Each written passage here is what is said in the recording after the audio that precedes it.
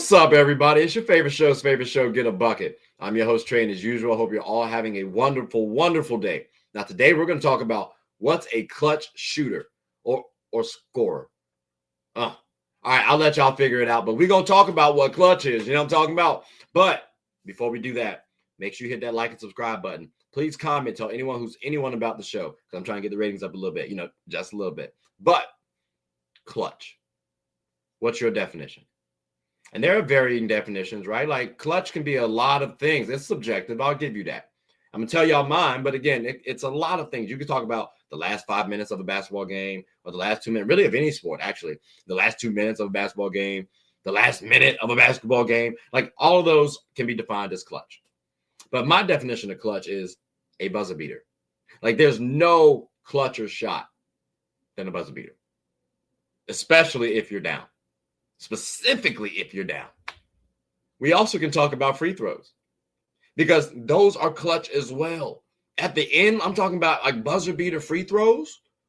Ladies and gentlemen, meaning there's no time on the clock. So whatever happens is directly because of you now. And again, especially if you're down. Specifically if you're down. So that's my definition of what clutch is. And again, if you want to say something else, that's cool. That's fine. That's dandy. I just will say this as a little lawyer in me.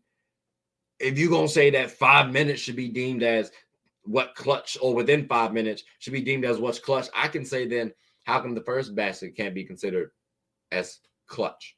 Because you can't win the game until you score, right? So you need to be able to score. Is that not clutch? I'm just saying, ladies and gentlemen, I'm not trying to change y'all opinion on what clutch is. I'm actually curious what y'all thoughts are. I'm just telling you mine. Now, I did do a little research, and I looked at 5 specific players in the NBA's history, right? The NBA's lore. And I chose LeBron James, Michael Jeffrey, Jordan, Kobe Bean, Bryant, Kevin Durant, and Steph Curry. They pretty clutch, right? They're pretty good, right?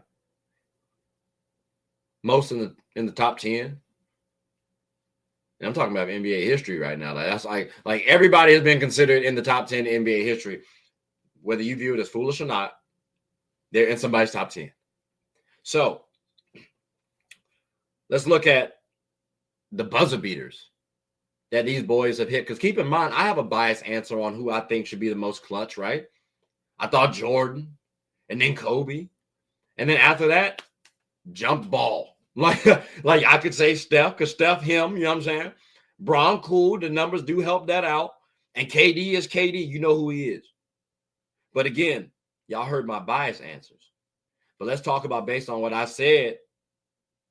Buzzer beaters, free throws, stuff like that. It matters. Bron has 8 buzzer beaters. Jordan has 9. Kobe has 8. Kevin Durant has 3. And Steph Curry has 10. Now, you've heard those numbers, and you might be thinking a couple things. Like, for starters, damn, KD, you only got 3? Come on, bro. Tighten up, baby. But at the same time, ladies and gentlemen, Kareem Abdul-Jabbar only has 3. And Kareem Abdul-Jabbar scored the most points in the NBA's history until Bron recently broke that record. So you might be thinking, okay, still, Katie, you got to tighten up. Hit a buzzer beater. Like, again, that's the most clutch shot ever. And it's clutch because, one, people know you're supposed to take the shot, especially if you're a star like these guys are. So they're trying to prevent you from shooting or getting the ball. Then when you get it, you might even get double teamed, triple teamed. Like that happens. So again, ladies and gentlemen, a buzzer beater shot is not the easiest thing to hit. So when these numbers come off as low as they are, 8 is relatively low. 10 is relatively low because they have taken a lot of shots. It's that tough. But again, that's just one thing. KD shooting only having 3. You might be noticing that Kobe and Bron are tied, ironically, at number 8. I think that's kind of poetic too, because I have definitely told people Kobe's more clutch than Bron, right? But we also have numbers here that help say, well, Bron is at least tied. They took the most. The percentage, we got to find that out. Because I got to see how many buzzer beater shots that they've all took. That's a different discussion. But makes, all right, cool. Yeah, they've made the same. But noting that Steph Curry has more than all of them, yeah, that one probably takes the cake. I ain't gonna lie to you. That takes the cake. That's extremely crazy. And keep in mind, too, I did try to find the free throws where they might have taken at the end of the game where the clock didn't hit 0. And that data is hard to find, ladies and gentlemen. So I'm still searching. But for right now, that's going to come up a little inclusive. But to note, for the careers, their free throws go as follows. Bron at 74, MJ at 84, Kobe at 84, KD at 88, Steph Curry at 91.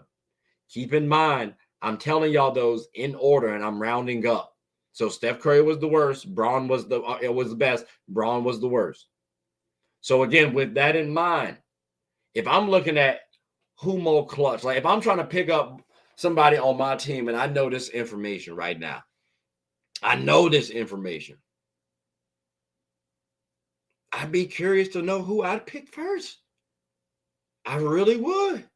Because again, seeing Steph Curry hitting 10 of them things and knowing he's not going to miss from the free throw line. We talk about Jordan being the killer. We talk about Kobe being the killer. Could they miss a free throw? We are human. It's possible. So might I want to have Steph Curry take my final shot? Keep in mind, Steph Curry, you got to play this brother from distance. So if you're going to double team him, he got a little bit more space to work with. As opposed to, keep in mind, they are closer too, though. But I'm sure his float game could work pretty well, too. Like Steph Curry's a good mid-range shooter.